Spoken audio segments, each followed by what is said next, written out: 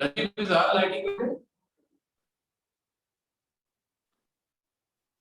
Sorry. Nadeem, is our lighting okay? The lighting is fine. It's just that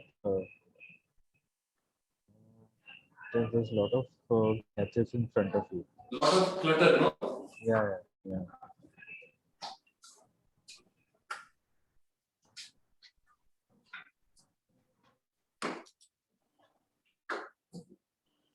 Sandeep, are you back? Yeah.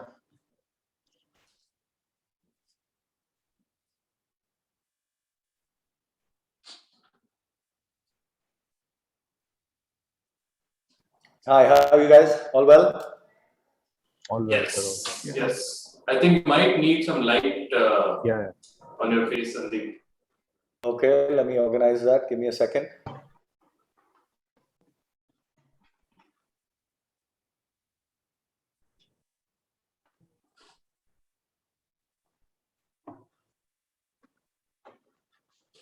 Gautam, mine is fine. My I light think is okay. you are like half well lit. Yeah, no, I think there is a window on the side. So let me try to put some light on me. 1 second. Yeah.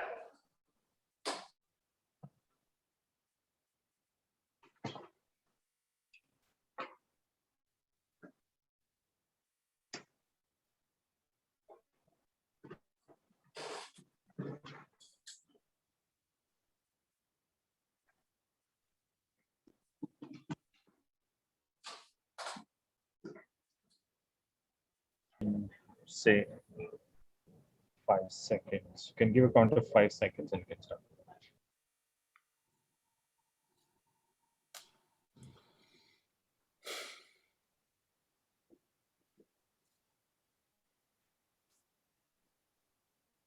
Good evening and a warm welcome to everyone to the October edition of Brigade Lead Strength Talk on Tuesdays. In this session today, we aim to provide an overview of the affordable housing market in India and the various segments within it. Our panelists from across the low-income housing value chain are going to share their perspectives that include experience in working with startups or potential opportunities that exist for these startups. This session is going to address each of these segments what do buyers look for these solutions as they deploy and how do they adopt innovation. I would like to start off by introducing my co-host for this evening, Anoop Nambiar. Anoop serves as the country director for the Pvt Ltd Center in India. He leads the center's efforts in developing market-based solutions to make affordable housing possible. He has over 2 decades of diverse experience across corporate and impact sectors in technology management, innovation management, and venture support as well. So Anoop, may I please request you to introduce the topic in detail as well as welcome all our stellar panelists, please. Yeah, thank you, Gautam, for the introduction and the kind words. It's a pleasure to be here today and to be partnering with Brigade REAP on low-income housing. Let me extend a warm welcome once again to everyone attending the session today, and especially all the startups that are here today. I also want to take this opportunity to provide some context to the partnership that we have with Brigade REAP and our joint focus on low-income housing. As Gautam mentioned before, I lead the country program at Habitat for Humanity's Pvt Ltd Center. Habitat is a global housing organization, and our vision is of a world where everyone has a decent place to live. At Habitat's Pvt Ltd Center, we partner with the industry to make housing market more efficient for low-income focus. Our work in India focuses mainly in 3 areas: construction decisions and practices, finance, and innovation and entrepreneurship, through which we provide support to startup low-income house space. Our startups through the Shelter Tech platform, which is the first low-income housing platform in the world, are in four broad areas. The first is acceleration support to startups. The second is we provide financial support to startups for focused activities or projects. Third is the equity investment in startups through our Shelter Venture Fund, and we made investments all in India. And finally, the ecosystem support to the startups. We ran the first low-income housing accelerator Shelter Tech a few years back in partnership with CIIE at time Ahmedabad. And since then, we have been providing various types of support to shelter-focused startups in low-income housing. And through our partnership with Brigade, we are now working leading PropTech, construction and housing-focused accelerators to support startups in low-income housing. The objective of today's session, as Gautam referred earlier, is to discuss the opportunities in low-income housing for startups. And we have with us experts from various domains in low-income housing who will share their perspectives and experience in introducing innovative housing solutions to low-income groups. We are joined today by Bijal Brahmbhatt from Mahila Housing Trust, Sandeep Bedi from Janaadhar, Nirmita Chandrashekar from SELCO Foundation, and Lara Shankar Chandra from Habitat for Humanity India. We are also delighted to have 3 women with us on the panel today. Before I get started, I also would like to introduce the format for the discussion today. We will start with a brief overview of low-income housing needs and challenges. So it's going to be a short presentation. We will talk about some of the needs and challenges in the low-income housing sector. After that, I will introduce each of the panelists who will then share their opening remarks. So we will hear all of the opening remarks first, one after the other. And then after that, we will start our discussion with the panelists. And Gautam and I will be co-hosting that discussion with the panelists. And finally, we will open the session to Q&A from the audience. So if you have any questions, please post it to the window and we will pick it all up and address your questions towards the end. So let me quickly share a few slides on low-income housing to get us started.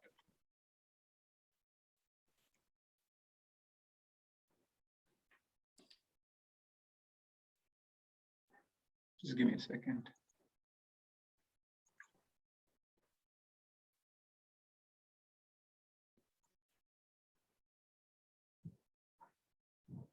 Are you able to see the screen?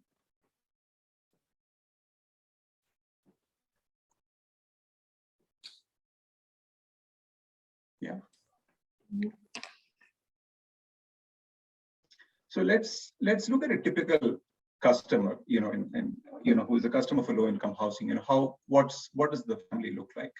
So it's typically a family of 4 to 6 members living either in a peri-urban area or in a rural area, with a monthly income of 15,000 to 30,000 rupees. The livelihood is mainly from agriculture if they're from a rural setting. If they're in an urban area, daily laborers. Some of them may own a self-owned business. A typical home is between 500 and 800 square feet with a bedroom, a kitchen, and a hall. And some of the needs of these customers, in addition to building a new home, it could be a home improvement project for them. They might upgrade the roof. That's a very standard project that we see. They could be adding a new room as the family grows and their needs grow. They could be adding a new room. They could be building a toilet for themselves, or maybe getting a water connection, and many other such improvements. So this is the customer that we have in mind when we talk about low-income housing. So let's also see what are some of the challenges for when it comes to low-income housing. And so this is a fairly straightforward equation, right? So you're all aware, if you were to build a home, what do you need? You need land, you need finance, you need access to building materials and laborers, and also good technical advice or information, right? And each one of these areas is very challenging for the low-income groups that we work with. So land, especially, I think many people do not have access to land. I mean, they don't have ownership of the land. They may be staying in a certain area, but they do not have land records, and it's very difficult for them to make that investment in a house because they simply don't own the land. And we have many government projects, government schemes through which they are given ownership of the land on which they're living, right? So I think that is one big area of focus and challenge for low-income families. The second one is finance. Without adequate finance, no home can be built. So they may start up the project. They may start up the housing project with their own savings. They might pledge their jewelry, some savings, over a period of couple of years. So they may get started with that, but that alone is not enough to build a home. So and formal sources of finance are not available to them. Typically they would go to a microfinance institution, they would take a loan, and then the home construction starts. Because they do not have access to land records, it simply is difficult for them to get a typical mortgage product. So I think access to finance is a big big challenge for them. And even, I mean, if you see the PMAY scheme, the government, the central government and the state governments are making funds available to low-income families. But even to get access to those funds, it's very, very difficult for them. So a lot of conditions attached. So access to finance is one big area of focus for anybody looking at low-income housing. So the third one is building materials and labor, right? So building materials and labor would mean access to the right materials in the right quantities at the right time, rightly priced, all of that stuff, right? So building materials, the basic roof, walls, floor, anything that you need for the construction of a home. So I think adequate access to good quality materials on time, I think is another challenging area, right? And it may sound very simple for us, because we can go to a shop and pick up whatever we want when we start a home construction project, but that's really not the case for low-income families. And finally, adequate technical advice. It could be a good design, hiring a good engineer, doing a good estimate, doing a good plan, a lot of things, so all of that, all of these areas are challenging challenges, that the low-income families face. So that leads us to some areas of opportunities for the startup. So if you're a startup, that has an interest in construction or real estate or housing, so these are some of the areas that one could look at. So building material supply chain, end-to-end supply chain, that's an area of focus, that's an area of opportunity. Housing finance, like I said earlier, microfinance firms, NBFCs, housing finance companies, new age fintech firms, so quite a big opportunity in housing finance. And the market is huge, the number of the housing deficit in India is pretty huge. So quite a lot of money needed in the area of low-income housing. Construction, labor, and skilling is yet another area. Sustainable construction, green homes, products, that are meant for green housing, that's yet another area. Allied areas, when you think of a home, it is usually the roof, the walls, and the floor. So energy, water, sanitation are other areas, one could focus on. Technology for construction. So how do you automate construction? How can you use IT platforms for construction? Those are some of the other areas.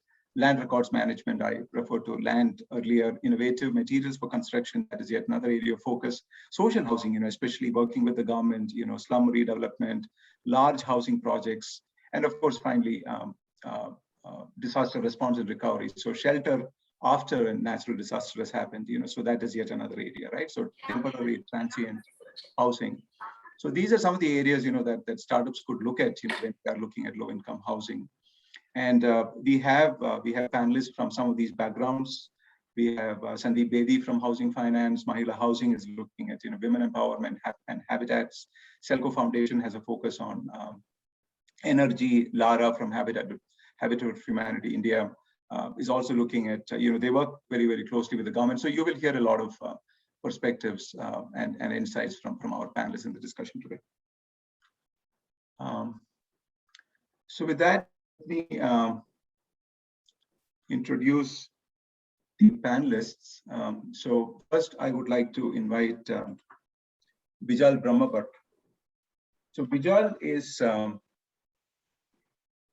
Executive Director at Gujarat Mahila Housing Sewa Trust and has extensive experience in and broad knowledge of intersectional challenges that are mediated through housing and habitat, governance, informality, and gender for low-income housing, low-income urban communities and migrants in cities. Founded in 1984, Mahila Housing Sewa Trust mission is to organize and empower women in poor communities to improve their habitat. MHT defines a quality habitat as a home with all basic services such as clean water, toilets, electricity, and adequate light and ventilation. So let me invite Bijal to share her opening remarks. Bijal, over to you.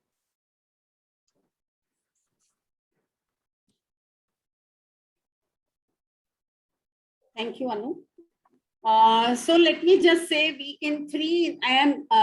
have a great, vast experience, not only in terms of empowering women, but as we say, we are also very technical. So, but our experience is more socio-technical, with the social side being seen more often than the fact that we are also technical.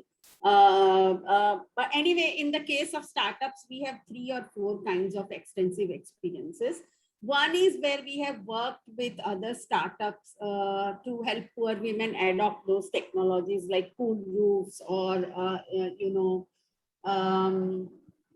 other ancillary products like portable toilets and stuff.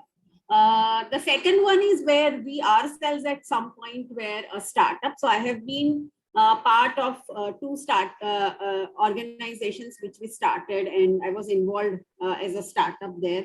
One is Poor Women Credit Cooperatives, which were giving housing finance. These are really very small sized organization. And then there is a large scale Sewa Brigade in a housing finance company. And the third experience is that through our social enterprise, Mahila Housing Trust has a social enterprise called Lara Shankar Chandra. We ourselves were at one point in time developers. We actually partnered with a developer to buy land from the market and construct low income housing. Now, given the paucity of time, I may not be able to cover all 3. Perhaps I'll take up the first 2. Let me know. I don't want to eat up on people's time. And then the third one can be covered in the question answer or whatever.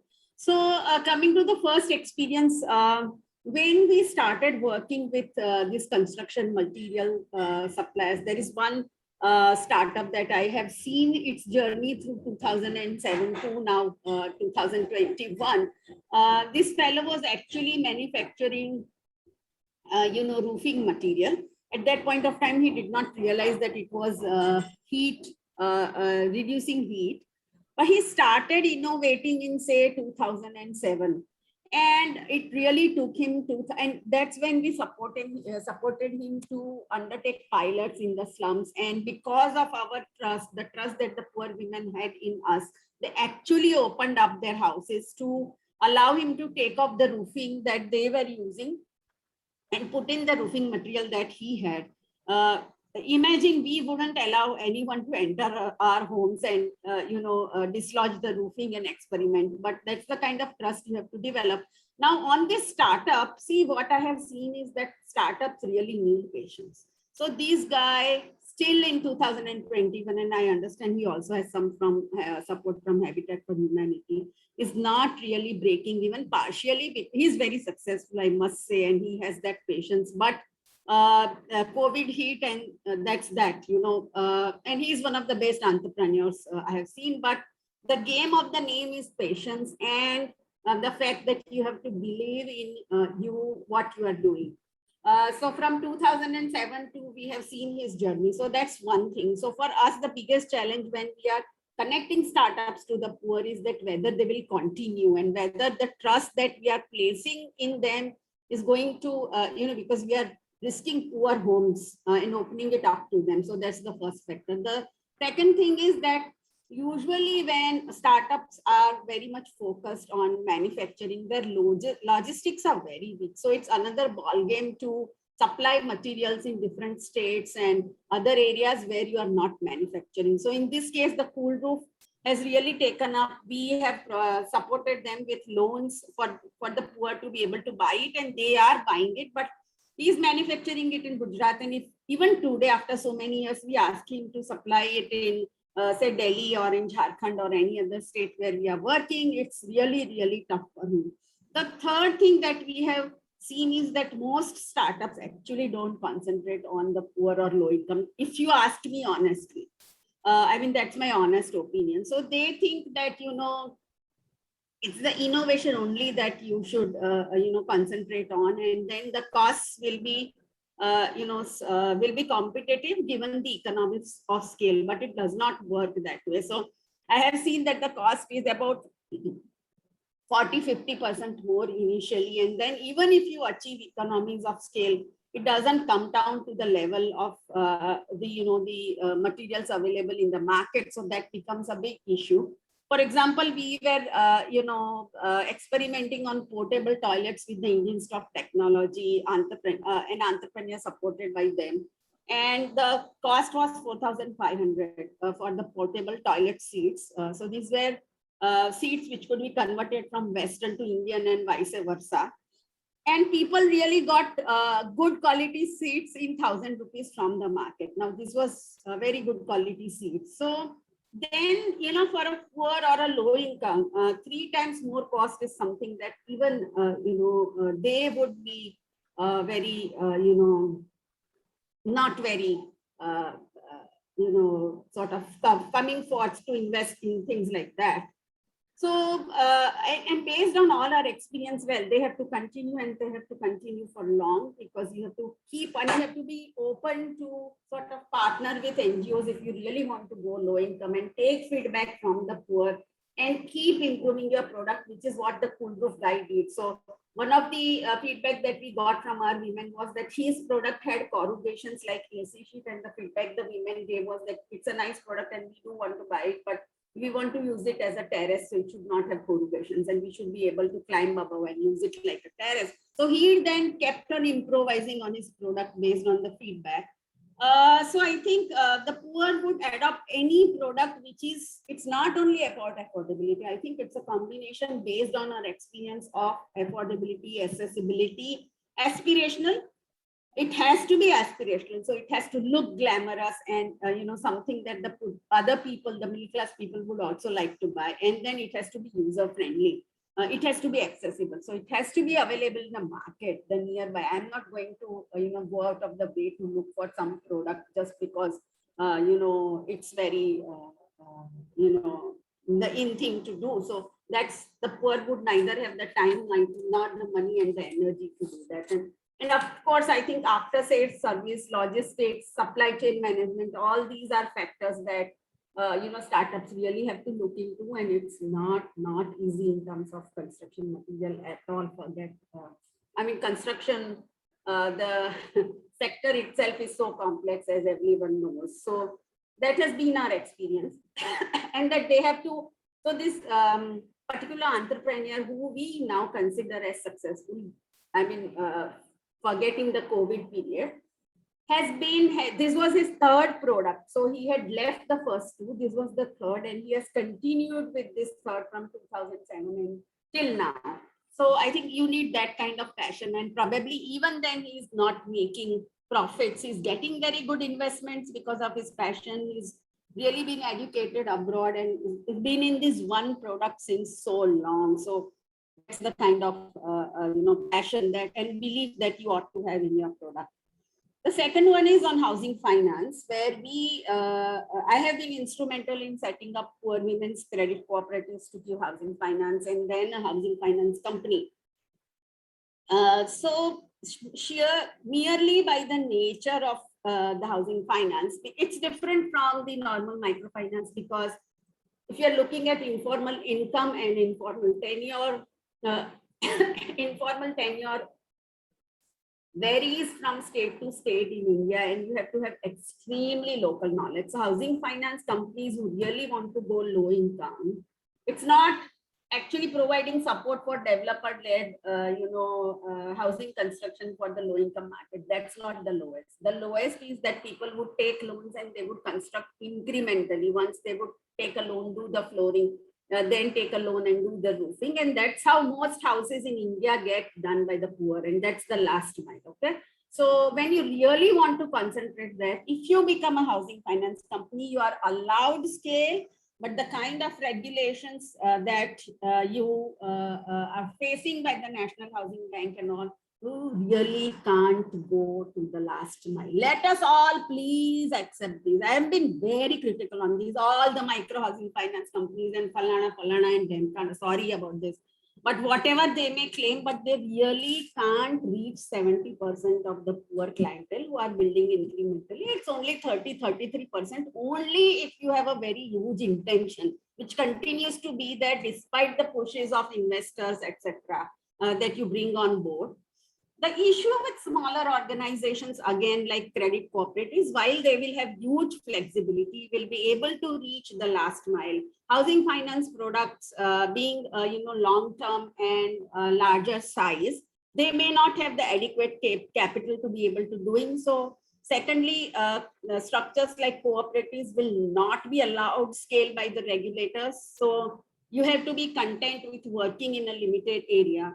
But he will be able to reach the last mile very adequately. In fact, right from a 10,000 rupee loan for a toilet to say 2,500 rupees. So the real gap, so after 4 to 5 lakh rupees, you can go in for low income mortgage housing. But the real gap is between 1.5 lakh to say 3 to 4 lakh. And that is what is not funded for by housing finance companies or banks or whatever they may claim, because regulations don't allow them, and that's the harsh truth. So these are, as you become a startup in the finance sector, especially housing finance, these are some of the issues that you need to consider. And I have been instrumental in both, and this is what I have learned. Again, this whole issue of everyone will start with what is a financial product. My submission and very humble submission to all of you is that financial product is something which is very easy to design based on the informal income data that we all have now with the NBFCs and all. But it's the informal tenure knowledge which is very, very essential. It's not coming forth very easily because we have to work very locally, and we only know about it because we work for a very long time as a not-for-profit, as Mahila Housing Trust, before we started the credit cooperatives or the housing finance company. So that's how we could get it. Now, if I have time, I don't know whether I have time. I don't want to impinge on other speakers' time. I'll stop here. Probably the developer experience we can take later. Yeah, thank you, Bijal. Thank you for sharing your views on working with startups and how to deploy some of these innovations. So I'm going to introduce the rest of the speakers now, and then I will invite Lara after this to share her opening remarks. So we have with us Sandeep Bedi. Sandeep Bedi is currently the Executive Director and CEO of Janaadhar India Private Limited. Janaadhar is a complete housing solution company with a vision to realize the home ownership dreams of Indian population by building high quality, affordable homes. Sandeep is also an entrepreneur at heart with over 20 years of experience in successfully starting and establishing multiple businesses in precast construction technology, real estate, upstream oil and gas. And he was also a lawyer in the entertainment industry before he got into real estate construction.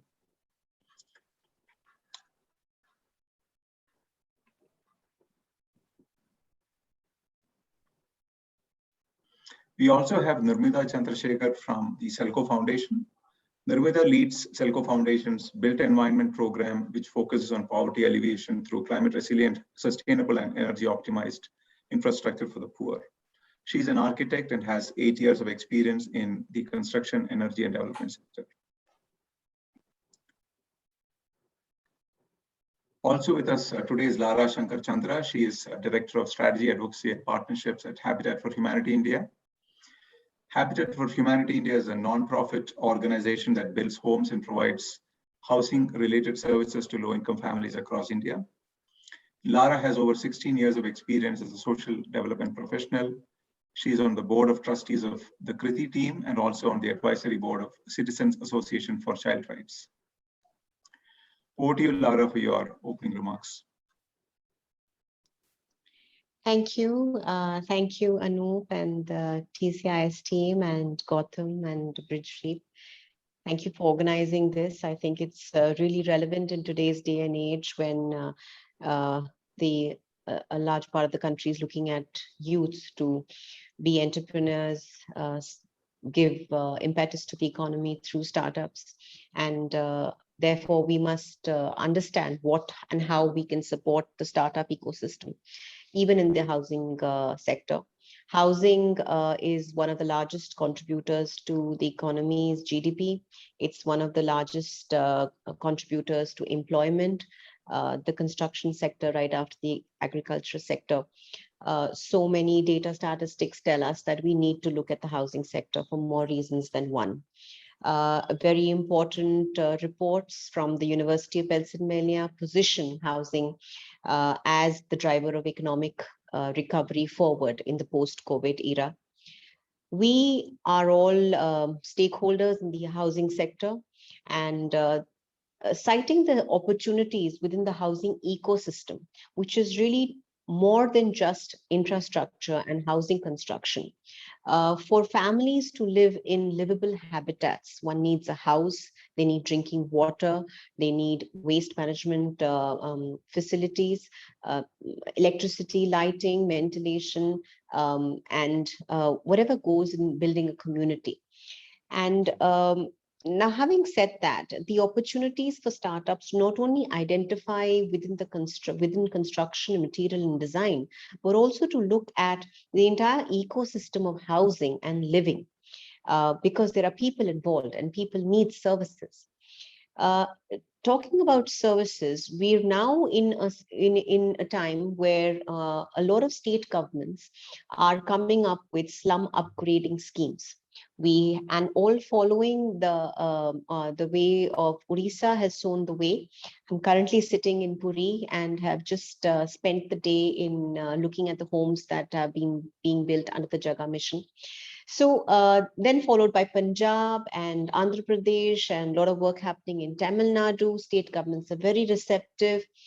People want to plan cities in a manner that they can be slum free.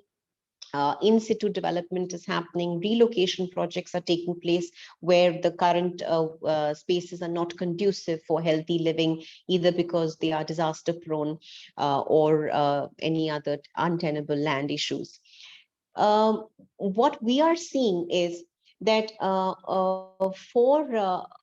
for different stakeholders to come together, the government needs the NGO sector, civil society, private sector, builders, suppliers of materials, architects, engineers, to really help the government decode these schemes and implement them on the ground. Reaching the last mile can only happen when you know what the beneficiaries require. These are beneficiaries who require inputs in design and construction. They require inputs in navigating the system of the government to access subsidies, to understand what does the land certificate that they receive means. Is it mortgageable? Is it mortgageable and not transferable? What does it mean for a housing finance company to so that they can access that for credit and build their home? The issue that arises in beneficiary-led construction under all these various current schemes that are going on in state governments is that the state housing subsidy that is being provided is not enough to complete the house. For that, the land becomes a very important requirement for the beneficiary family to access credit to get the gap funding from housing finance to complete the house. Now, when that happens, the finance, land, and the design, construction, knowledge, financial literacy, financial inclusion, all that becomes a tripartite conundrum. And that is where the private sector, the government, and the NGO sector, which is really who works very closely with the people, is required for all new startups to reach the last mile. I mean, picture this. This is a small village near the Kunak temple outside of Puri in Odisha. And this is a fisherman's community of 2,000 families who are living in cyclone-prone area. To explain to these 2,000 families that you must move a certain distance from where your livelihood is and your fish nets are and your drying area is, and take the land patta, and then you will be able to access a loan and you will be able to build a cyclone resistant house. It all seems very logical to us sitting on table and chairs, but for families to move from where they've been for generations, and they've also withstood so many cyclones, it just takes a lot of behavior change, financial behavior associations, so that they can also look at what lies in before them when they are able to build this cyclone resistant home and live and kind of build an urban community living with the land that the government has provided, not very far from their source of livelihood. I mean, literally 5 minutes. So the role of community participation, the role of community knowledge in working with startups becomes very important. And that role comes when we can kind of facilitate these partnerships on the ground. I just want to quickly move to the other opportunity of rental housing and co-living spaces in the urban sector, which is also another solution to the informal living that is currently in urban areas, and we've seen the mass exodus that happened in 2020. With the new Rental Housing Act, a lot of opportunities there, but of course, one needs to still arrive at viable models to bring in the private sector into building rental housing structures, and so that they can be open to various segments of society. We've got currently co-living spaces for students and for corporate goers, and we've also got something in the social sector like Arusha Homes, which has completed 15 years. So a lot of examples that can be seen, and entrepreneurs who can be spoken to get an understanding of what's working and what's not working. And I think we are in that phase right now. But really, we need startups because, you know, I think the solution for housing for all, and especially low income housing, is not only a question of mind, but it's about heart and mind. And I think startups have the correct ingredients to kind of approach this problem of housing for all, housing for migrant families who come to urban areas to work. The government is doing, various ministries of the government have a lot of they have a lot of schemes, they have a lot of programs that are encouraging women, they're encouraging youth to get into starting up small and medium enterprises in the realm of housing. So I think one needs to have an eye open in all these schemes. Partnering the government is extremely crucial. There is nothing that can happen in terms of viability and scale without the government. The good part is that the government can't do it alone, and the important part is that they need to welcome people like us, various stakeholders who can complete every piece of the pie in the housing ecosystem. Working at the urban body levels at various states, understanding the schemes, understanding the gaps. I think organizations that are on this panel and us, we really value taking the private sector as well as entrepreneurs and startups and kind of building these facilitative spaces so that these things can be experimented with.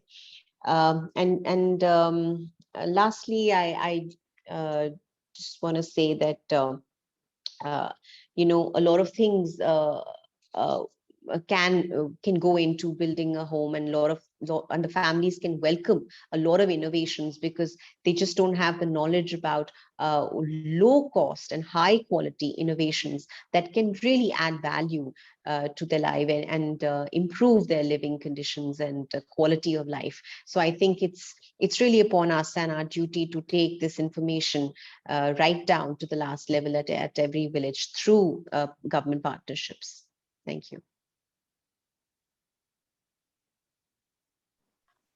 Thank you, Lara. Thank you for highlighting the need for community involvement and also, you know, working with the government, you know, how startups can work with the government, and also for outlining some of those newer areas like rental housing. Thank you so much. Let me now invite Sandeep Bedi for his opening remarks. Sandeep, over to you. Good evening, everyone.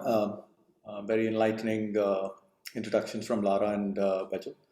I'm going to talk about affordable housing, but specifically on urban affordable housing, because that's what our focus is. Just to give you a little background, Janaadhar is a part of the Jana Urban Foundation, and that's essentially a not-for-profit organization. That's where it all started.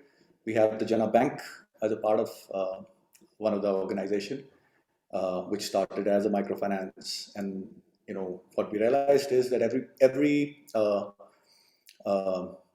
struggling family, once they've created some amount of wealth, the first thing they want to do is create a home, and that's how Janaadhar was born. We're now about 4 years wise. We've stayed the course. We'd like to call ourselves the only pure play urban affordable housing developer in India. The way we are only in urban centers. So till now we've done 2 projects, one in Bangalore, about 1,500 homes, and another one in Ahmedabad, about another 350 homes. And the way we define affordability is it starts at about 10 lakhs, goes up to about 22 lakhs.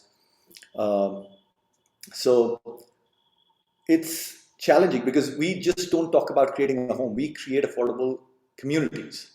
Again, another important thing, the way we like to define affordability is that an affordable housing community has got to be the highest quality, the lowest capital cost, and the lowest possible life cycle cost. Because these people cannot afford to keep spending money on repairs and maintaining their homes, which is usually the case, not just for affordable home, but even for other homes that we buy. I mean, like, they're not of the right quality. So what we realized is that the only answer lies in using technology through the value chain to bring in efficiencies into construction. So be it the planning process, so using softwares that are either BIM models or other planning and collaborative tools, because eventually every efficiency that you create in affordable housing, because it's essentially an engineering conundrum. So there's a lot of tech that comes into play to ensure that the cost discovery is happening much before you start executing, because otherwise, once you start, the inefficiencies can kill the entire model. So aside from our developers model, we also have a service business.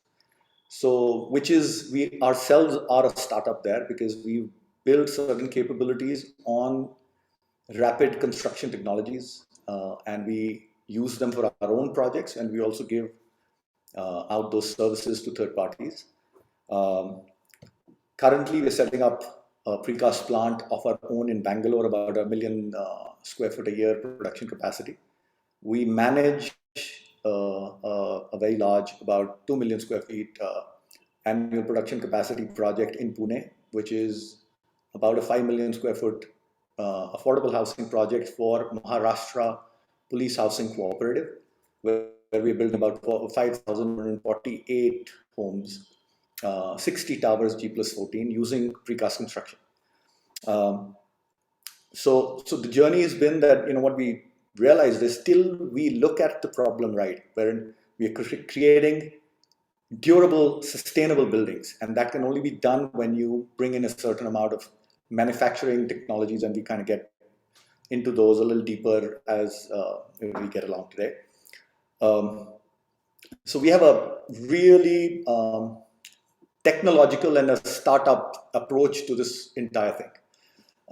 We've been working with startups through the value chain. We've developed certain softwares in a collaborative manner with certain startups to manage life cycles of each element. And just to kind of give you, an insight, the Pune project that we're doing, it has about 180,000 different elements that need to be produced. And each element has to go through about 10 different spots in the life cycle. And we need to maintain quality standards. We need to create their life cycle management. So it's like a CRM, but for a building component. And so it goes to about 1.5 million records for this one project. So the only way, and now we can actually on a mobile, we can see where was this element produced, who was the engineer who did the quality of it, when was installed, where was it transported. So I'm saying there's a lot of tech that comes in to ensure that there is eventual simplicity.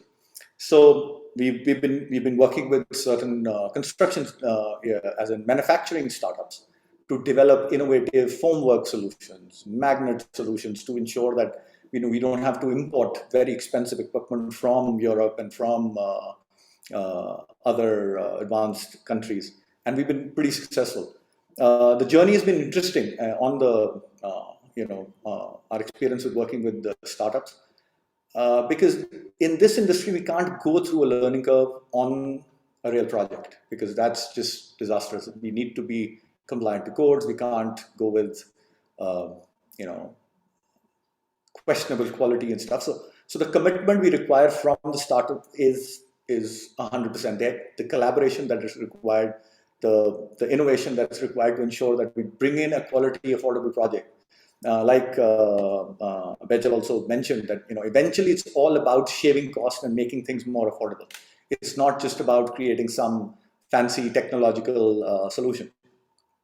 So it's a very, very interesting space. Just like Lara also mentioned that it supports a huge amount of different industries, 16, 18 industries. So skilling is another very important part of when you're coming to precast or using different technology. So that's another opportunity for startups to come in and help or create value on. So essentially, the opportunity is extremely large because the demand far outweighs the supply. Just to give you a data point, in the COVID first wave, the first thing to get sold out was all affordable home stocks that were delivered. So because everybody realized that we all need a secure, comforting community. So it is all about ensuring that we create quality homes that last at an affordable price. And like I said, we've kind of put that benchmark at between 10 and 20 lakhs, depending on size, 1 to 2 bedroom homes. And the way we like to stay centered is, we call ourselves that we are purpose driven because, that is, our purpose is to give quality homes. So we are purpose driven and profit conscious. So all our projects are profitable, but because of, Lara mentioned that land essentially is our one of the biggest problems, especially for community development. So that being choppy, title being choppy, so we don't create projects, or the incubation time goes too far. So the company struggles, but projects are very profitable. So it's a very, very interesting and rewarding space, and a space where startups can actually create a huge amount of difference. Anoop? Yeah, thanks, Sandeep. Thanks for talking about affordable housing in an urban context, and also the role of technology and cost management. I think very important topics. I mean, the reducing the cost for the end customer, I think, is paramount. Thank you so much. So let me now invite finally Nirmita to share her opening views. Thank you, Anoop. I'm sorry, my bandwidth is a little low, and so I'm going to keep my camera off. I'll maybe start off by introducing SELCO Foundation a little bit, and then go into maybe talking about where we plug in with startups and what is the sort of role of innovation within that space itself. SELCO Foundation is predominantly R&D innovation space in technology. We work a lot in the nexus of climate change, poverty, and energy. And a lot of the, the way the people in our organization is that we have community mobilizers, architects, engineers, people from different backgrounds, because when it comes to working with community and providing solutions specifically catered towards them, it's important to maybe have all sorts of understanding of technologies itself that they would require. And when you're talking about that, it doesn't, in the end, become just innovation about technology or built environments or the construction industry, but at what kinds of financial modeling of creating conducive situations for communities to be able to further access those, solutions itself. Coming to the work that we do in incubation or working with startups and technology providers, we started, I think, close to 2014-15, specifically looking at how, emerging technologies or technologies that need to be customized for the poor needed to be scaled. And that sort of led us to looking at what it would take for communities to be able to access it, what would it take for startups or really grassroots organizations or startups to be able to create conducive situations to be able to provide for them. I feel like a lot of what I've been outlining has already been spoken of by Bijal Ben and by Lara, but I think I think what's take away from the conversation over here is that we have been looking at not just energy or construction providers, which basically means small solar enterprises or contractors, very small developers, but also looking at larger players in the space of technology innovation itself. That being said, what we sort of bring to the plate over here is looking at how communities, further can give, in a way, how Bijal Ben was talking about, feedback to the technology providers itself, and how do you then further make it much more conducive. That's, I think, another way that if startups approach us or want to work with us, we are able to bring to the plate from an innovation perspective. Yeah, thank you. Thank you, Nirmita. I think we're going to move into this 30-minute session of Q&A from here on. We have a lot of questions for all the panelists. So I'm going to start off with Bijal. You did touch upon a few areas like fintech and alternate material in your opening remarks. But let's dive a little deeper. What are some of the specific opportunities that you see for startups in these domains? And how do startups specifically engage with community-focused organizations such as MHT? So, on the opportunities for startup, I do believe so far as the manufacturing and technology side is concerned, I do believe that any startup working on supplying materials on incremental housing, I still see a specific, very, very huge opportunity, which could be a low-hanging fruit. But as I said, you really have to have passion, and it's not hunky-dory. I'm really telling you, it's a very, I'm not trying to put startups off or anything, but you really have to have passion and to be able to stick to whatever you are doing for a very long time. In our case, I think how we have supported startups is that we were actually trying to see that, what are the technologies? We may talk of technologies and the poor, and it's a very Western-led idea, and it's very glamorous. But the test for us is that the poor really have to invest in buying those technologies. So if you keep doing project-based, which we also do, because when you're supporting an innovation, you're testing it out, and you do need project-based grant funds. But if the poor don't buy it, then forget it. It's not something which is going to scale up. So we have actually supported initial pilots to experiment with the whether the poor will accept what is it that they want improvement on, and all those have come from our grant funds. Quite a lot of our work has always been also been enjoined with the SELCO Foundation. And then we have been trying to look at how we can support the scale up by designing financial products. And that cannot be done, as I said, through the very high scale housing finance company. I'm sorry, that can be only done with the very high level flexibility, but a smaller operations in terms of the cooperatives. That's the level of flexibility. So that's what we have been trying to do. And we have also been looking at specifically climate resilient products like cool roofs. We've been looking at, water resource management. Quality of water is going to become a big issue over the coming time due to the climate change. The quality of water is going to turned very bad. So we have been experimenting with water purifiers. And there is one interesting example that I would like to share is that we went with this water purifier to the poor, and because they don't have 24-hour running water supply in the pipelines, I thought they will need something that they can pour from the matka into the purifier.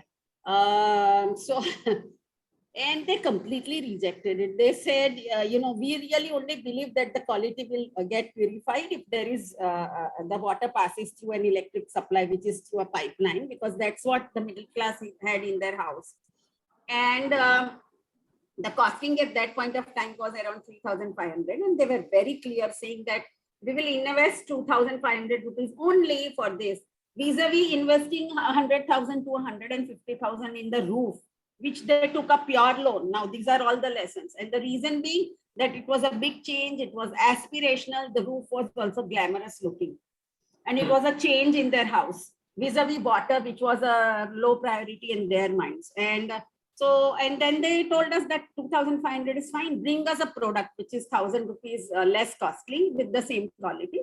And we are happy buying it, but what we are not happy to keep investing time and again is the changing the candle for worth 1,000 rupees every quarter.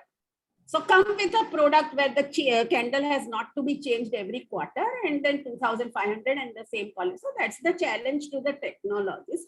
It is challenging. Otherwise, I believe in the power of markets. Had market, if it had been easy, very easy, market would have been able to solve it.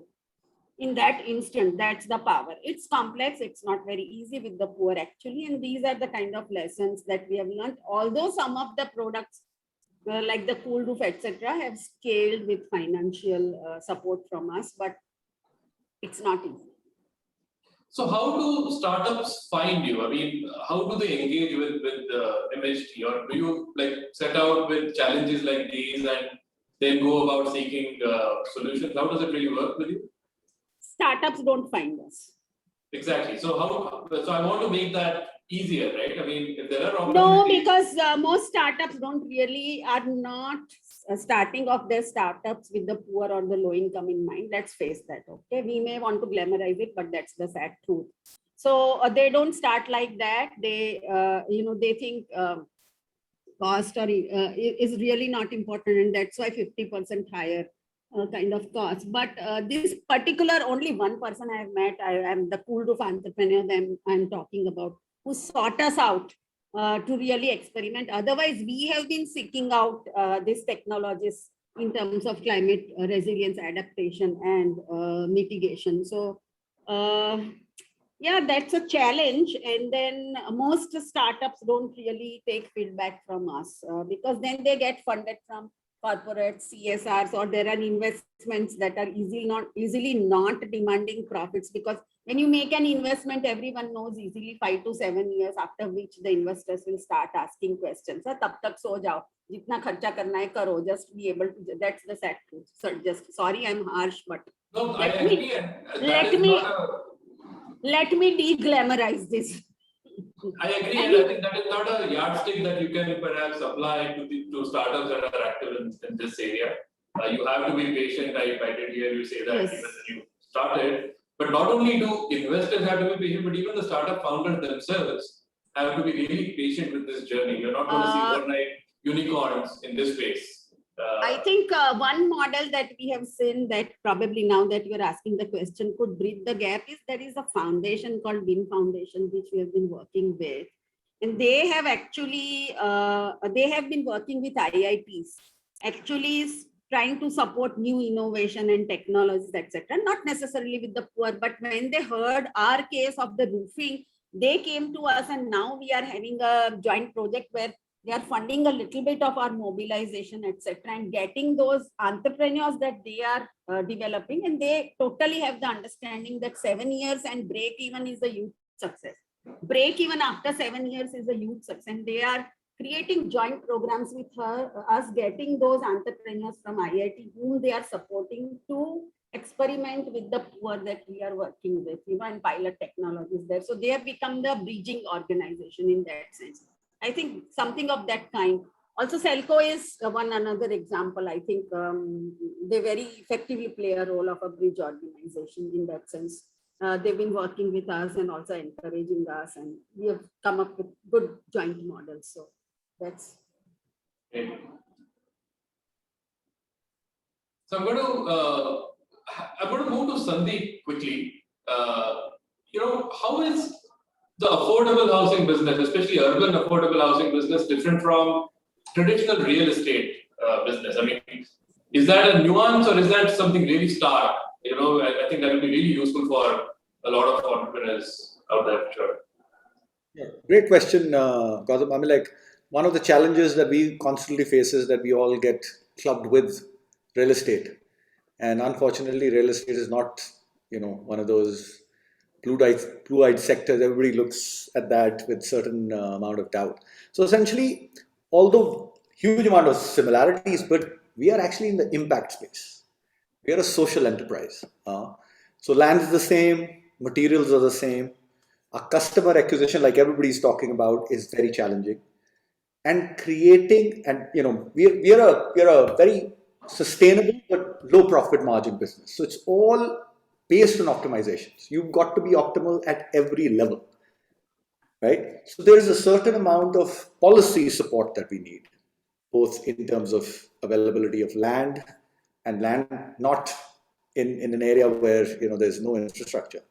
Urban areas, but that is inclusive in terms of there are schools, there are hospitals, there are malls, all of that, because these are prime areas. So there's policy, and some states have done fairly well in especially Haryana has done a great job in Gurgaon, especially with the policy where they unlocked a large parcels of land, about 1,500 acres for affordable housing only in the heart of the city. So those are important things. Then again, they say that, and especially when it comes to Habitat for Humanity, there's a quote that what the poor need is not charity but capital. So we always need cheap long-term capital, and there too policy is good, and we keep looking towards organizations to bring that. Recently, we've been chosen as the India Partners by REAL, which is the government of UK and SEDA, government of Sweden's affordable housing outfit. So essentially, it is the impact of the social side of real estate, which is what affordable housing is. Because we've got to be at the top of the innovation curve, giving out the cheapest possible homes with the lowest possible capital cost and lowest possible life cycle costs, and also taking care of sustainability. That is a very, very important part of the challenge. So it's a challenging space, and we actually trying to look towards technology to answer those needs. And do you? I mean, I tend to agree with Bijal's opinion about it being a very slow, tedious journey. But is that something that you also kind of subscribe to, especially in your domain? So then, the way I look at it is that any technology that we are able to catalyze for urban affordable housing community development can also be used by mainstream real estate developers.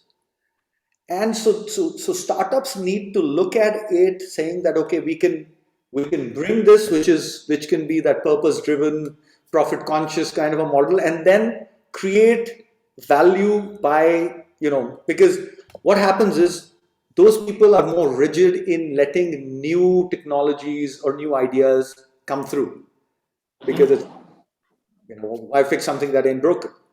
And it's not an efficiency-driven segment.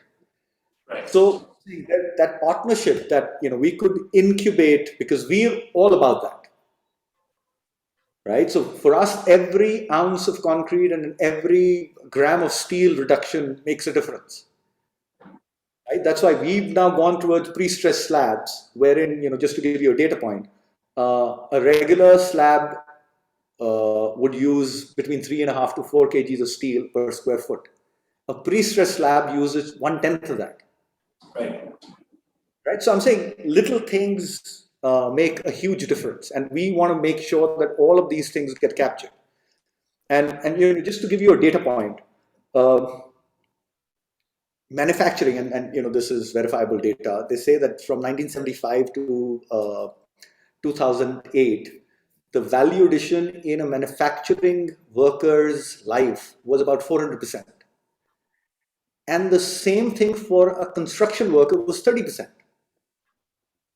Right? To me, that is really the world of startups, to come in and see how can we create efficiency in civil construction, right? So bringing in manufacturing efficiencies at every step of the way is, to my mind, a very low-hanging fruit, and people need to start thinking about that more aggressively. And although I agree that this is for urban only, for development of communities and all of that, and it won't kind of touch the single household in rural and semi-urban areas, but I think the largest need is also in urban. They say in 1 minute worldwide, 155 people are added to the urban population. That means there is a move from rural and semi-urban to urban. And none of these 155 have any housing line of sight. And that's what adds to the entire sum problem. So I'm saying, and that kind of gives you the scale of the problem, right? And it's layered at several levels. I hope I could answer that question a little bit. Sandeep, a follow-up question before I move to Lara. So you spoke about startups working with low-income housing and also the regular construction industry. So what is more easy for a startup? Is it should they start? You said maybe they start with low-income housing and then adapt the model for the regular industry. Which one is more easy? I mean, can they start? I'll give you a live example, and that's something that'll resonate with you. I'll talk about EcoSTP. Okay, it's a startup. It's in the water treatment space. They have a solution which is zero energy, zero maintenance sewage treatment plants, right? But they're more expensive. They're almost about 30% more expensive than your conventional mechanical sewage treatment plants. But the ROI on that is, I think, in 4 years, you recover all that cost. But what that gives you is, it gives you, I mean, like in terms of real numbers, is that your operational cost per year is 50,000 compared to almost 15 lakhs for a conventional, a 400 KLD STP, right? Now, somebody in our shoes, wherein, we're very conscious on cost and capital cost. Because one way to look at it is, how do I care? Just sell it to them and then it's their thing, which is what most developers will do, right? So here is a example wherein we worked with EcoSTP and said, let's try and take the sting out of it. Let's try and stagger the payments that are for the license and make sure that we use the technology. And if the technology works in an affordable project, it'll work equally well because sewage doesn't differentiate, right?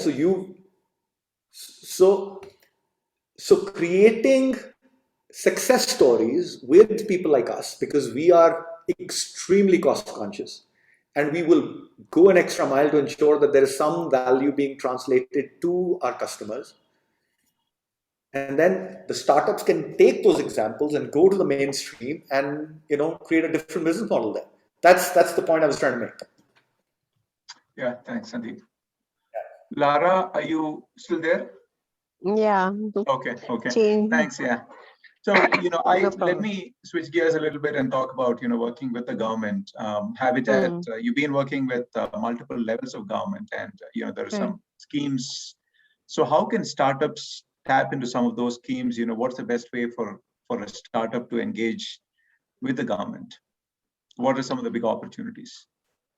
So, Anoop, and I was just listening to the various speakers, and I was just trying to understand where this entry point can be, and we always think of the government as this huge wall that one cannot work with. And what I've at least seen in almost 2 decades of my experience in the social sector, and now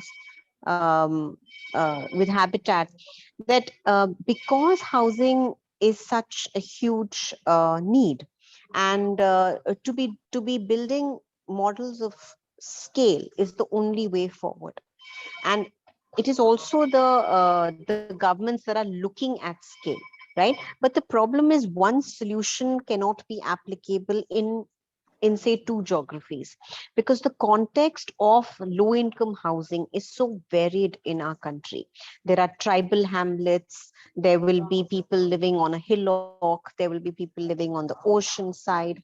So this last mile connectivity which we are grappling with is really something that we've tried out by working with the urban local body and working at the block level with community leaders, as well as with the blessings of the district administration and the block level.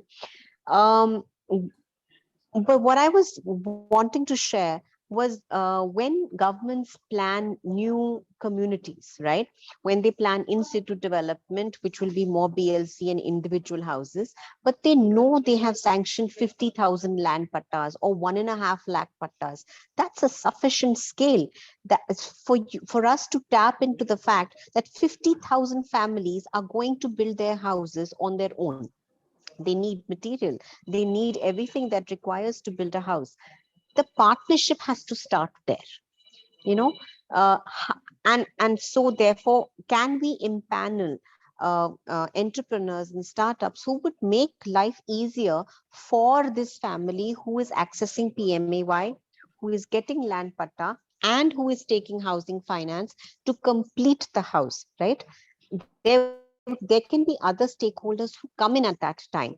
What these families do is that they will build in stages and get the PMAY subsidy in stages and take the housing loan. They'll try to use the most low cost material that is available in locally, and will not look at things like ventilation, energy efficiency, solar, thermal insulation, avoiding indoor pollution, or how can you make it better for children or the elderly, because their entire mindset is to complete the house. When you have people like Habitat working very closely with the family along with the housing finance company, we can suggest to them ways of design and construction material that are more cost effective and efficient in terms of their living. And I think achieving scale is the only way startups can make a profit themselves, because these are not large companies who can provide you with solutions and have a social wing or something like that. They itself are coming up and finding their own existence. But the thing that startups need to do is to understand where we don't know what to do in terms of, say, technology or data. How do we become more efficient? How can we answer some of the questions that the government is asking us in terms of reaching these beneficiaries? So I'll just give you a small example. One of the housing finance companies we're working with has an app to do the monitoring and evaluation. It has something else for the collection of the monthly installments. So everything is just being made faster and better, so that at our end we can reduce the cost and we can provide these services to the beneficiaries. I think it will take some time to really investigate into this space as to what are the gaps that the private sector can fill up, and not kind of say that it's impossible. But I would think that when there are millions of houses to be built, millions of unfinished houses to be completed, millions of kacha houses to be converted to pakka houses, I think everybody has a space, and we need to find how. Thanks, Lara. Thanks, Lara. So I'm going to bring Nirmita in here quickly. One of the key areas that we focus on with our startups at Brigade is called stakeholder development. And SELCO Foundation has been working with social enterprises and communities for the past 20 years, more than that. So what is your approach at SELCO Foundation in partnering with communities to develop and service the solutions that they need? Is there a discovery process? Is there like a documented process that you all have that has worked well for you? So when it comes to looking at we call it innovations that communities require, right? So we innovations or solutions across the board, not just the housing sector. And so when it comes to a cluster of families, it becomes easier to say, look at the ecosystem of how they live, how they work, and things like that. We provide solutions. So when it comes to, say, if I just use an example, we are working in this Dharwad, and when it comes to looking at the industry over there, they have challenges when it comes to mechanization of their appliances or how they work, and there is also obviously larger issue how they set up their workstations, factories, whatever it may be. So when we approach problem statements like these, it has to be holistic, right? And the basic process that we follow would be understanding what their need is and then looking at plugging in appropriate providers to that solution itself. And when that comes, I think what people are touching upon across, all of the speakers, is that there has to be a patience looking at not just providing the technology, but servicing it also. And what we tend to do is, and I think which is why we also set up the SELCO fund, was to be able to look at patients' catalog for, say, last mile and very regional entrepreneurs, and see how can they locally provide solutions, locally thrive, and sort of create micro ecosystem which works for the communities itself, as opposed to you have a provider that is much more central and is not able to access the community when required. So that's, I think, the lens where we will come from. It's people first, the communities first, and how can you then look at the ecosystem around innovation, finance, and solutions for those communities. So yeah, that's broadly it. So how do you fund innovation? Do you fund these companies? What's the model typically in? So when it comes to innovation with startups, we become co-innovators with them, right? So say there is a startup that is looking at construction technologies or developing maybe material itself that is much more efficient or sustainable. So for us, it becomes about how the applicability of that material works for certain communities. Where it wouldn't work, I think that is more important. And how do you then go about mitigating it? The other thing that we also do is connect them to partners that make sense. Just to maybe address also the previous question that was asked to Lara, we find that innovation with government is also not difficult, where you have again a champion within the government that is able to understand what the problem is and then look at how a startup or a solution is able to sort of solve it for them. So it becomes quite easy when you're looking with when you're working with local stakeholders. When it comes to the incubation side of things, and it becomes we look at it from a different angle, right? Because then it becomes about sustainability of the startup itself, and it becomes much more operational logistics of how they should be working in certain geographies and why they shouldn't be. So we wear both hats, where it becomes more exciting for us to be working with certain kinds of startups. But when it comes to that, I think it becomes a little more cautious. It becomes more about deep diving within certain geographies, which is why we also sort of promote decentralization or working with local. Say, if you have a startup and you're looking at setting up, say, housing, then you work with local masons, you work with local fabricators, and it becomes much more scalable for you to then blanket the entire Odisha when it comes to, say, housing work. So yeah, those are the two types, I would say. And when it comes to funding, I mean, for innovation itself, yes, we do look at it as high risk capital that we bring in, because we do understand that innovation is expensive, and till it becomes viable for scale, it needs to be looked at from that perspective. So yeah. Yeah, I think that's a great model, and a lot of interesting startups have definitely benefited from SELCO's backing. Great examples there. Anoop, do you have a question? Yeah, I had a follow-up for Sandeep. Sandeep, I have a question on green construction. Construction is a resource-intensive activity, and housing sector or the construction sector is one of the largest contributors to environmental pollution, right? What are your thoughts on making construction more green? And the second part of the question is, will that lead to higher costs? And are the customers asking for it? Your thoughts? You're on mute, Sandeep. I said, again, very, very pressing need. I think all of us have to be focused on sustainability. It just is the need of the hour. However, when it comes to affordable housing, affordability is the the need of the hour. So we are trying to match, and I already kind of said that we can't ignore it. So we're using every trick in the basket to kind of be as sustainable. One of the things that we get accused of is that concrete is a very, very bad material to work with. But unfortunately, right now, there is no other substitute in terms of creating durable, affordable homes. So what we're trying to do is we're trying to be as efficient and as green while using that same material.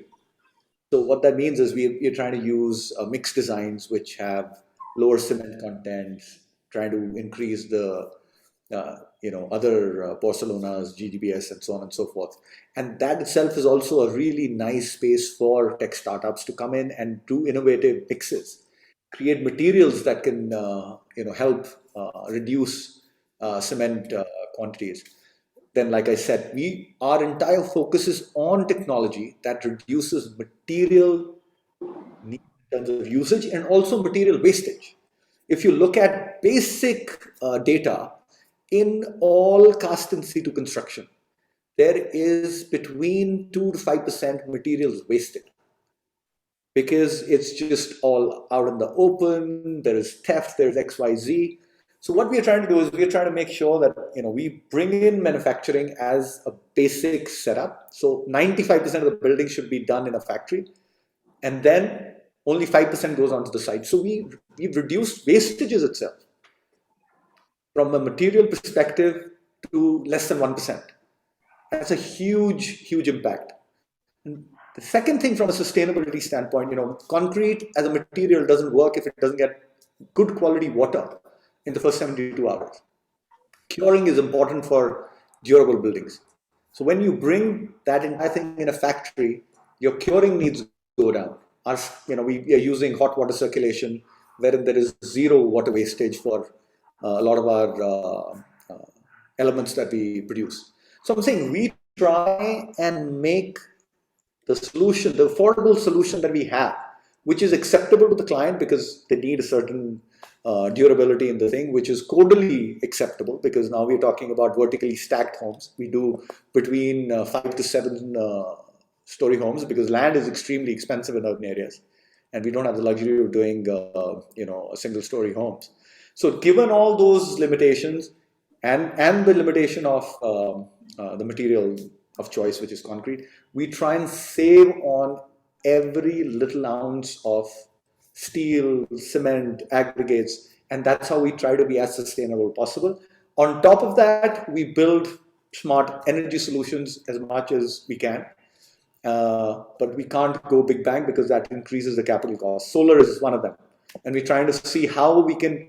The bare minimum we do is that all common areas use solar power, right? Yeah. So and eco-STP, I'm a big fan of that because it just brings the zero energy. It treats all your sewage and makes it into potable water. So that's where we are on the green bit. So and another data point, our Gujarat Gift City Affordable Housing Project, Mangla, is a gold-rated IGBC project. And most of the projects that we do now are, our Ahmedabad project is going to be an edge-rated project. So we try and make sure that is something that is always something we're conscious about. Yeah, thanks, Sandeep. Bijal, do you want to add anything to it? Just if time permits. So as I said, we had also one point become a developer and partnered with the developer, actually bought land from the market and did it. And at that point of time, we were experimenting on green building construction. And we realized, and this was way back around in 2007, that, and we were not even looking at reducing cement, concrete, or not introducing bricks, but we were looking at things like, efficient energy systems, how the water can be circulated back, solid waste management, etc., in terms of green building. And we understood that the rise in cost was already 150 rupees a square feet, which would have easily doubled in today's date. Now, that kind of a cost rise from the market would be too harsh on the pockets of the low income. So that's a big challenge. So what we have been trying to work on is how do you really actually work with developers in to introduce features which are impactful but not very huge in cost. And this is really something that's, simple things like, just by passive cooling effects, just by the orientation and the kind of ventilation where you introduce and how do you introduce, you reduce the heat coming into the building, and so the energy consumption is lowered. For example, weather sheds have completely disappeared from the modern buildings in India, primarily under the influence of the West. And also, I don't know, and it's not a huge cost. Extending a 2 feet wide, a 2 feet sort of extension of the weather shed would reduce your heat intake by 1 to 2 degrees and thereby your energy consumption. Things like that, or probably applying solar reflective paint instead of the normal paint that we use is not something that is very heavily impinging on the cost. And these are the kind of solutions that we will need to work out and present to the government, rather than only talking of very heavy cost solutions, which would really drive away the affordability. So it's complex, and we have to try and keep achieving the balance. I got a couple of questions, and please ask more questions for all the audience out there. And this one is for Sandeep from Sewa of Favo Robotics. And his question is, around the fact that, Janaadhar has chosen precast technology to build affordable homes. The molds vary from project to project, and they are expensive and require huge upfront investment. So he's basically asking you about why did you choose precast? Have you completely given up on shear wall or traditional brick and mortar? What's the top problem in adopting traditional brick and mortar and shear wall technology in affordable housing? You're on mute, Sandeep. Shiva, great question. We went through a bit of a learning cycle. However, what we found is that precast actually gives us a lot of flexibility, and it actually because we just don't use precast, we use, from a slab perspective, we use precast, pre-stressed slabs. They're probably the cheapest form of slabs available. Hollow core even makes it even more efficient. And I would like to clarify that the molds, the way we do it is that we use horizontal tables, which are 4 meter by 10 meter tables. And we've developed indigenously, we've developed very light aluminum formwork for our walls. So that gives us a huge amount of flexibility in doing simplistic buildings. We don't do very, aesthetically challenging structures because they become expensive and unaffordable. But it gives us the flexibility to do different sizes, different shapes of units without investing into technology again and again. So if I compare it to LU-form modular construction, the precast actually is much cheaper. I hope I could. I was able to answer your question. Absolutely, thanks. I know that there's a question that Lara, I think you already answered, but I'll still read it out for the benefit of everyone else. Somebody who's anonymous wants to talk about rental housing opportunity for low-income or migrant communities specifically. So, Lara, did you want to touch upon that? I know you've written an answer right there. Yeah, I have, and I think this is an extremely unavoidable area that we will need to work with, because the drift of moving away from ownership to rental, and this is one of the solutions that is becoming increasingly important because of the influx of people coming into the urban areas, the growing urbanization. Is there a need for everybody to own a house in urban? So having said that, the providing rental housing can happen in two ways. One, when land is made available near the livelihood center, and therefore then we need to look at how feasible is it for the government and for the private sector to build models of a rental housing in that manner. The other ideal situation would be the use of vacant housing stock in urban areas. These are in the peripheries of urban areas mostly. They are vacant for a reason, because they were not taken up by the migrant population because of either being too far, or low collectivity, or lack of water, lack of basic services. So when you bring out a rental housing policy, you must look at so what we can work with the government now is to envision a person living in that rental accommodation, and what all a person or a family, whether a migrant worker or migrant family, would need to live with dignity in the urban center. And that is exactly what organizations who have come together to really decode the rental housing policy. We had a number of webinars, and shortly we will be out with the report with the Center for Policy Research, and I'd love to share it with all of you all. But I also see recently that the government of Hyderabad has put out a notice for a tender for affordable housing center. These are complexes that they want to build within the city. So I think the environment is conducive, but again, we are very keen as affordable housing sector stakeholders to really make rental housing happen. And completely, this is way forward for urban planning. Thanks. I just want to add a little to that. We've actually been engaging with a lot of the state governments, actually pre-COVID, where we're saying that all their industrial townships cannot be successful till they have a certain amount of affordable housing solutions built into them. And this problem got, accentuated by this COVID mass exodus.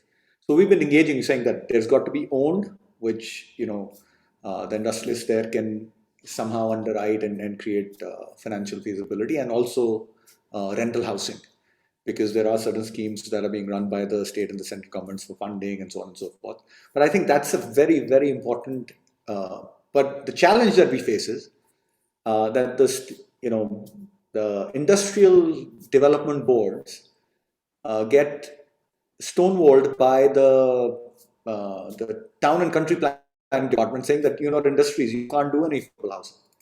So that's the kind of challenge that we're facing right now on that front. But I think it's moving in the right direction, and Janaadhar also believes that we will be able to contribute on that front. That we will in the near future start some projects that have a rental aspect to it. Great. I think we are 5 minutes over time, and I think Bijal's also just sent a message that he has to leave as well.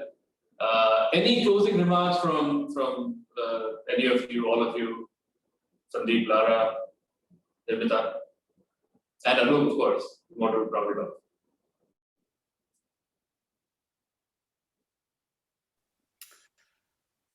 Well, Gautam, I'll take the lead. I think a very good initiative, and if there are startups that are interested to understand at least rapid construction technologies, feel free to point them to us. We'd be more than happy to take them through what we do in greater detail, put our pain points through, because, like I said, we have certain pain points in terms of be it materials, be it tech tools.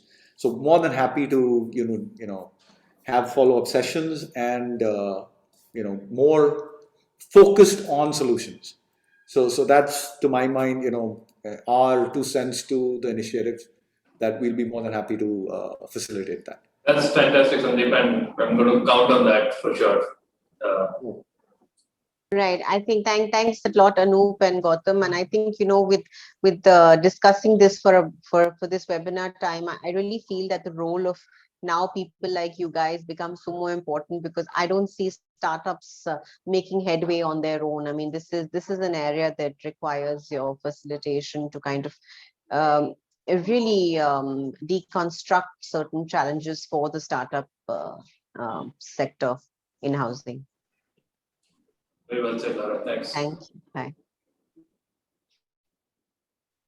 Right?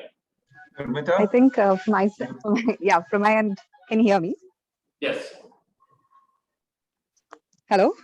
Yeah, we can hear Sorry. you. I think it was just more about, we would love to, I think, co-innovate with more startups and more technology developers. And it doesn't matter, I guess, at what stage they are at. SELCO Foundation is always looking to sort of mentor and support in any manner. So I think if they could definitely get connected with us, it would be a great start. Yeah. Yeah. Thank you so much for this. Thanks for making the time. Anoop, you want to close it off? No, I just want to thank all our panelists once again for their insightful comments and participation. And thank you to Bijal, Sandeep, Nirmita, and Lara for taking their time to be here today and discuss various facets of low-income housing. We heard some great points from them on how innovations can be deployed for low-income housing, and I hope startups will look at some of these opportunities as they begin to move into low-income housing. And thank you all for attending the session today. And also thanks to Brigade REAP for this focus on affordable housing. We're very glad that a mainstream prop tech accelerator is looking at affordable housing more seriously. So I think, that's it from me, Gautam. Over to you to close the session. Yeah, absolutely. I think you've done that job for me, Anoop. Thank you, everybody. Please keep coming back for French Talks on Tuesdays. We host this every month, so you will probably hear about it in your emails or on our social media streams. Thanks again. Have a good evening, everybody. Yeah, thanks. Thank you, everybody. Thank you so much. Bye-bye. Thank you. Bye-bye.